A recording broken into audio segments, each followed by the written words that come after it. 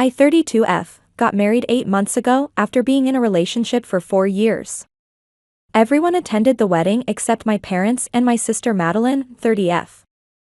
I wasn't particularly surprised about my sister's absence since we've never really gotten along, but my parents' decision not to attend was shocking, even though I probably should have seen it coming given our history. Let me provide some context about our family dynamics. My parents have always favored my sister over me, and I can't entirely blame them. She's excelled at pretty much everything throughout her life. From the moment she could walk, she was the star of every room she entered. During elementary school, she won every spelling bee, science fair, and talent show. High school was more of the same: class president, valedictorian, prom queen. She's conventionally attractive, tall, slim, and striking enough that she did some modeling during college before focusing on her business degree. I still remember when she landed her first modeling gig during her sophomore year. My parents threw a huge party to celebrate, inviting all our relatives and her friends. They framed her first professional headshot and hung it in our living room, right above the fireplace where it still sits today. When I graduated with my computer science degree that same year, they simply said, "Good job," and went back to planning Madeline's next photo shoot. Right after graduation, she landed a position at a prestigious firm and quickly climbed the corporate ladder. At 30, she's already a senior executive, complete with corner office and company car.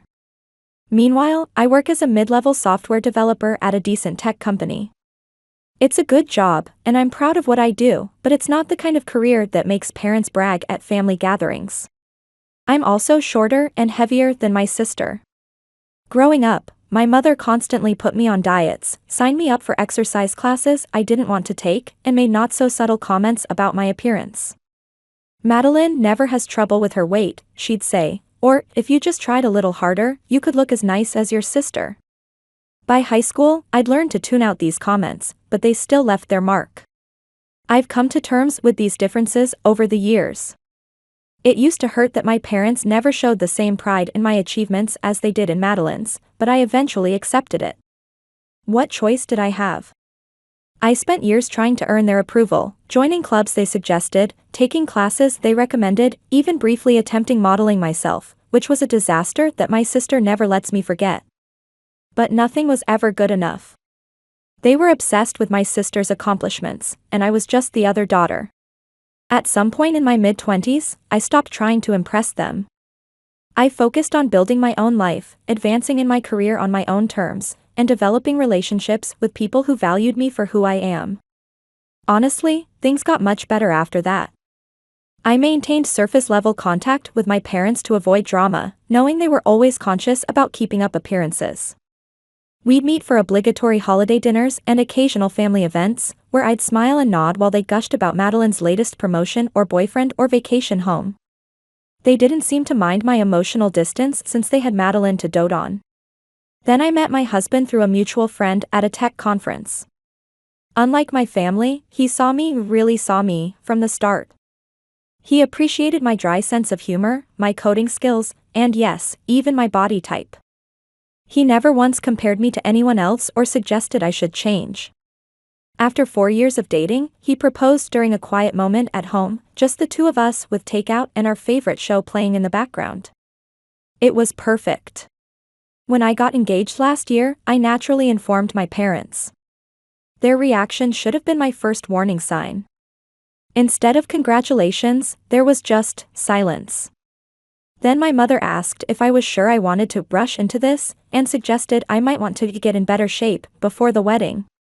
My father barely said anything at all. My husband noticed their strange reaction during the engagement party, something I was too nervous to fully process at the time. They spent most of the evening in a corner, hunched over my mother's phone. Later, my husband told me he'd overheard them on the phone with Madeline, who was apparently crying. He caught fragments of their conversation, something about how this wasn't the plan, and how they never expected Rebecca to get married first. The wedding planning process was a series of subtle disappointments.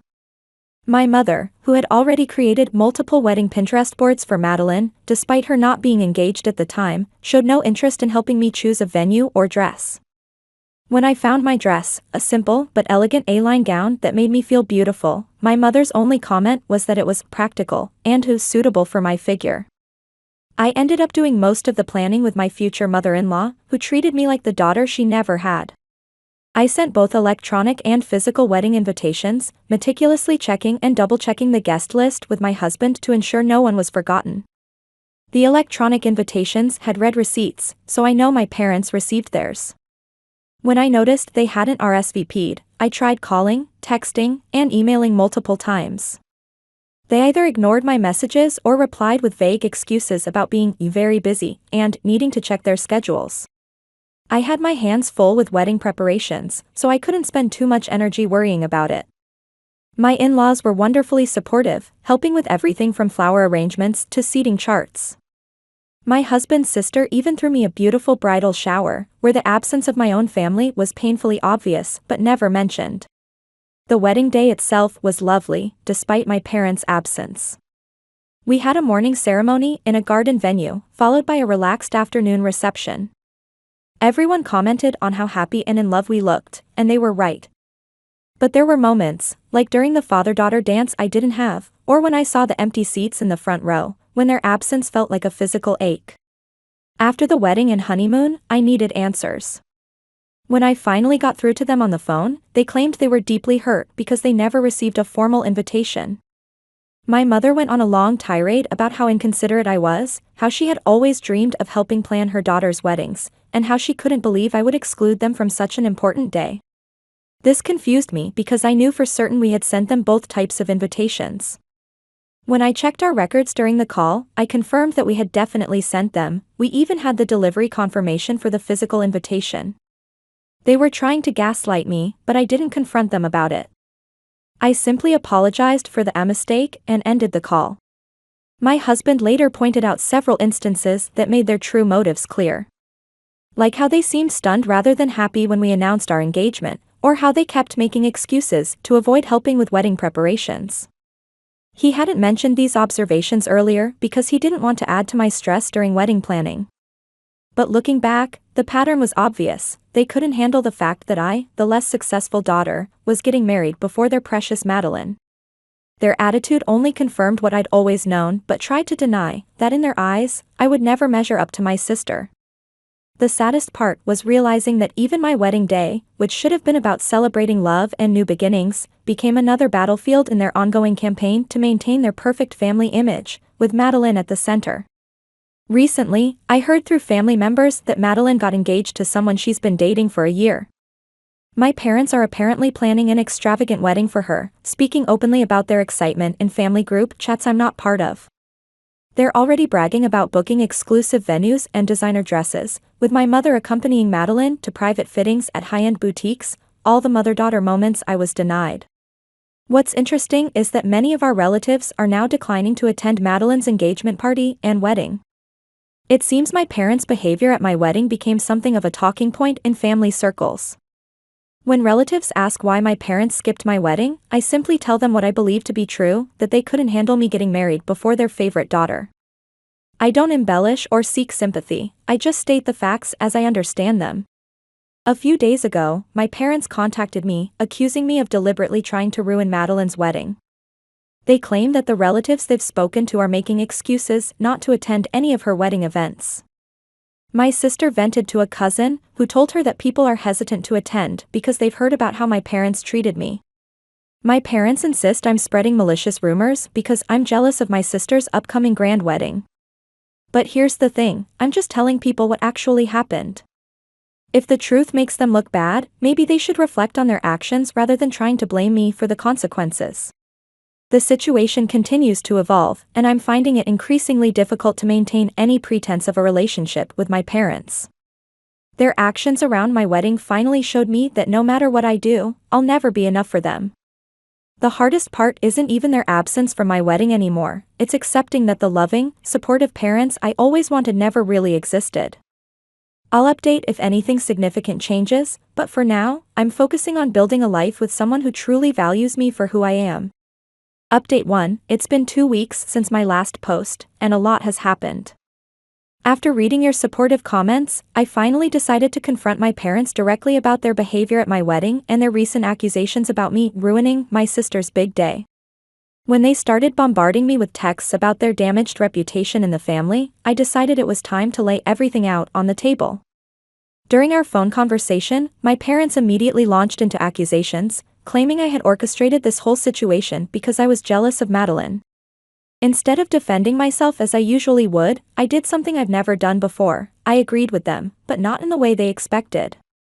I told them, "You're right. I am jealous.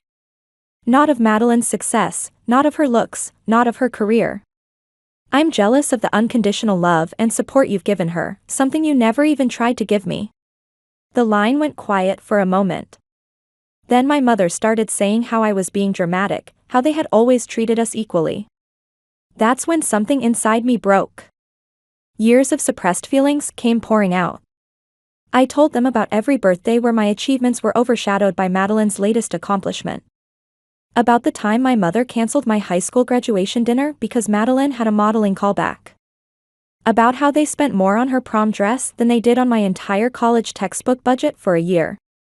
My father tried to interrupt, saying I was exaggerating, but I kept going. I described how it felt to watch them plan my sister's hypothetical wedding for years while showing zero interest in my actual wedding. I told them about the pain of seeing empty chairs where my parents should have been, and how my mother-in-law had to step in to help me with everything from dress shopping to wedding planning. Their response was telling. Instead of acknowledging any of my points, they turned it around on me. "If you felt this way, why didn't you ever say anything?" my mother demanded, as if I hadn't spent years trying to communicate with them. My father added that I was being unfair and vindictive by sharing these feelings with our relatives. That's when my mother said something that finally made everything crystal clear. She said, "We always knew you were insecure about Madeline's success, but we never thought you'd stoop so low as to try to ruin her wedding out of spite. We raised you better than this." I realized they weren't even hearing me. In their minds, this whole situation wasn't about their actions or my feelings, it was about how it affected Madeline. Even in this conversation about their absence from my wedding, they were more concerned about her upcoming wedding than the pain they'd caused me. For the first time in my life, I didn't try to smooth things over. I didn't apologize or backtrack. Instead, I told them exactly what I thought. "You're right about one thing, you did raise me. You raised me to believe I would never be good enough, that my achievements would never matter as much as Madeline's, that my feelings were less important than maintaining your perfect family image. But you also taught me something you didn't intend to, that I deserve better than this." There was a long silence before my father spoke. His words were calm but cold. "Since you've already decided we're such terrible parents, and you clearly enjoy watching us suffer, maybe it's time we stop pretending. We thought you would help fix this situation because you're family, but obviously, you've chosen your path." My mother added the final blow. "We always tried to treat you both equally, but maybe you just couldn't handle not being the center of attention. That's not our fault, Rebecca. You chose to make yourself the victim." I didn't argue. What would be the point? They had just proven everything I'd been saying. Even in this final conversation, they couldn't acknowledge their role in any of this. I simply said, "Goodbye," and hung up. After the call, I felt something I didn't expect: relief. Yes, there were tears, but they weren't the desperate, heartbroken tears of my childhood. They were tears of release. For the first time, I had said everything I needed to say, without filtering or apologizing for my feelings. My husband found me on our back porch later, staring at the sunset. He didn't say anything, just sat beside me and held my hand. After a while, I told him, "They're never going to change, are they?" He squeezed my hand and replied, "No, but you have. And that's what matters." He's right. I have changed. The little girl who desperately sought her parents' approval is gone. The woman who emerged from that final conversation doesn't need their validation anymore. It hurts to accept that my parents will never be who I needed them to be, but it hurts less than continuing to hope they'll change. I don't know what happens next with my sister's wedding or the family drama, but for the first time, I truly don't care. I've said my piece, and whatever happens now is their problem to deal with. The strangest part? I feel lighter. Like I've finally put down a weight I've been carrying my whole life. It's not the happy ending I once dreamed of with my parents, but maybe it's the ending I needed, the freedom to stop trying to earn love that should have been freely given. Update 2. It's been 3 days since my confrontation with our parents, and the situation has taken an unexpected turn. Madeline decided to insert herself into the drama, but her approach backfired spectacularly. Yesterday morning, I received a carefully crafted message from my sister. Her text was dripping with that condescending tone she's perfected over the years. What you said to Mom and Dad was completely out of line. They've given us everything, supported us through every phase of our lives. You can't just turn around and accuse them of being bad parents because you're feeling insecure about your life choices.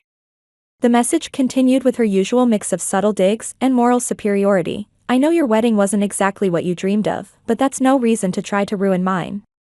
Some of us have worked hard to achieve certain standards, and there's nothing wrong with wanting a celebration that reflects that. Not everything has to be a competition, Rebecca. I didn't bother responding. After years of dealing with her manipulative behavior, I've learned that engaging only gives her more ammunition. Instead, I simply blocked her number. I thought that would be the end of it, but Madeline has never been one to accept being ignored.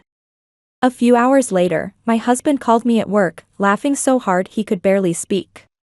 Apparently, unable to reach me directly, Madeline had tracked down his personal number, likely through some mutual acquaintance, and sent him a series of messages that revealed exactly why we've never had a healthy sister relationship. Her first message to him started professionally enough. As Rebecca's sister and someone who cares deeply about our family's well-being, I feel compelled to reach out. But it quickly devolved into her true intentions. She told my husband that as the new man in Rebecca's life, he had a responsibility to guide her toward more appropriate behavior. The messages got progressively more condescending. She explained to my husband, a successful software architect with an MBA, that family dynamics are complex, and that if someone with Rebecca's sensitivity might not understand the bigger picture. She suggested that he should help Rebecca see reason before she damages family relationships beyond repair. But the real kicker was her attempt to appeal to what she assumed were his social climbing instincts. She actually wrote, "Surely you understand that maintaining good relationships with successful family members like myself could be beneficial for your future. Rebecca's behavior is only hurting her own prospects and, by extension, yours." My husband, who has always seen through Madeline's facade, found her attempted manipulation hilarious. He especially enjoyed her assumption that he would somehow be impressed by her corporate status or swayed by promises of networking opportunities. As he put it, "She really doesn't know me at all, does she?" When I got home that evening, we went through the messages together. Instead of feeling hurt or angry, I found myself laughing alongside my husband. There was something freeing about seeing Madeline's manipulative tactics laid bare, especially when directed at someone who was completely immune to them. This incident made me realize something important about my sister. Despite all her success and accomplishments, she's still that insecure teenager who needs to put others down to feel superior. The fact that she thought she could manipulate my husband into controlling me shows just how little she understands about healthy relationships. The most revealing part was how quickly she resorted to trying to use my husband against me when her direct approach failed. It's exactly what she used to do in high school. When she couldn't bully me directly, she'd try to turn my friends against me. Same tactics, different decade. Looking back at our childhood with this new perspective, I can see how Madeline's behavior wasn't just about sibling rivalry. She actively worked to maintain her position as the favorite child, constantly reminding our parents, and me, of how much better she was. Every time I achieved something, she had to overshadow it. Every time I made a friend, she had to point out my flaws to them. What's different now is my reaction to her games. 10 years ago, her messages would have sent me into a spiral of self-doubt. 5 years ago, I would have been angry and hurt. Today, I'm just tired of the drama and slightly amused by her transparent attempts at manipulation. My husband's reaction was perfect. Instead of getting drawn into her drama, he simply replied with, "Thank you for your concern about Rebecca's well-being." As her husband, I'm focused on supporting her happiness, not managing her behavior. I think it's best if you direct any future concerns to Rebecca directly. Have a nice day. When Madeline didn't get the response she wanted, she sent one final message: "I see she's poisoned you against the family too. Don't say I didn't try to help when this all blows up in your faces." The irony is that by trying to help, Madeline has only reinforced my decision to distance myself from my family's toxic dynamics. Her messages to my husband proved that nothing has changed. She's still the same manipulative person who needs to control every narrative, who sees any deviation from her perfect family script as a threat. Perhaps the most satisfying part of this whole situation is knowing that her attempts at manipulation failed so completely. Not only did she fail to drive a wedge between my husband and me, but she actually brought us closer together. We spent the evening making jokes about her messages and planning a weekend getaway, completely unbothered by her threats of social consequences. I've realized that true family isn't about maintaining appearances or controlling narratives. It's about supporting each other, laughing together, and standing united against manipulation attempts, even when they come from your own sister. As for Madeline's wedding drama, I'm more convinced than ever that I'm better off watching it unfold from a safe distance. My husband and I have decided to focus on building our own happiness rather than getting drawn into my family's endless power plays. They say success is the best revenge, but I'm learning that true success isn't about proving anything to anyone. It's about being at peace with your choices and surrounding yourself with people who support your growth rather than trying to control it. By that measure, I feel more successful than ever. Update 3. 2 weeks have passed since my sister's failed attempt to manipulate my husband, and the situation has evolved in unexpected ways. My parents have been frantically trying to salvage their reputation, but their efforts are only making things worse. Through family connections, I learned that my parents have been on a desperate campaign to correct the narrative. They've been calling relatives individually, telling them that I'm spreading vicious lies because I'm jealous of Madeline's dream wedding. According to them, I'm just bitter because her wedding will be so much more elegant and sophisticated than mine was. Their latest story is that I deliberately excluded them from my wedding so I could play the victim. They're claiming I sent their invitation to an old email address and an outdated physical address, which is interesting considering they still live in the same house they've owned for 30 years, and they've had the same email addresses since email became a thing. But here's the beautiful part: their attempts at damage control are backfiring spectacularly. Our relatives aren't buying it. In fact, several family members have come forward with their own stories about my parents' pattern of favoritism over the years. One aunt revealed that my mother pulled similar stunts at family weddings in the past, always trying to make sure Madeline was the center of attention. The most satisfying development is how the extended family has responded to my parents' manipulation. Key family members have withdrawn their support for Madeline's wedding, including some who were supposed to play important roles in the ceremony. Their exclusive venue, which was secured through family connections, might no longer be available. Even the designer dress boutique owned by a family friend has suddenly developed scheduling conflicts. Last weekend, things came to a head at a family gathering. My mother apparently made a scene when someone innocently asked about my wedding photos. She launched into a defensive monologue about how I had changed since getting married and was trying to tear the family apart out of jealousy.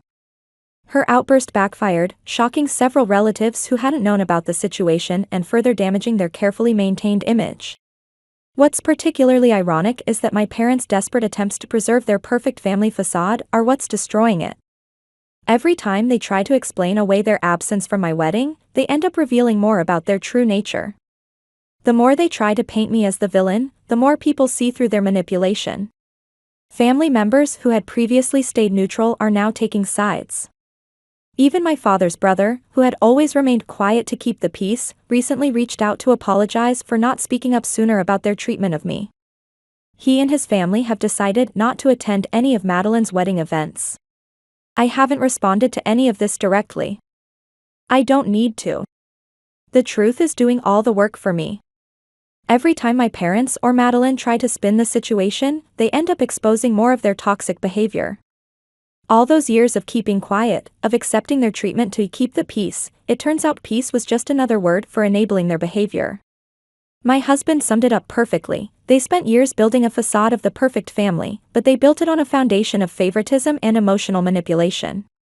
It was bound to crumble eventually. As for me, I'm doing better than ever. The weight of trying to earn my parents' approval is gone. The anxiety of managing Madeline's feelings has lifted. For the first time in my life, I'm not worried about maintaining their perfect family image. Sometimes the best revenge isn't something you do, it's simply letting the truth speak for itself. Thank you, Reddit, for helping me find the strength to stand up for myself. Your support and advice through this journey have meant more than you know. Sometimes it takes strangers on the internet to show you what real family support looks like.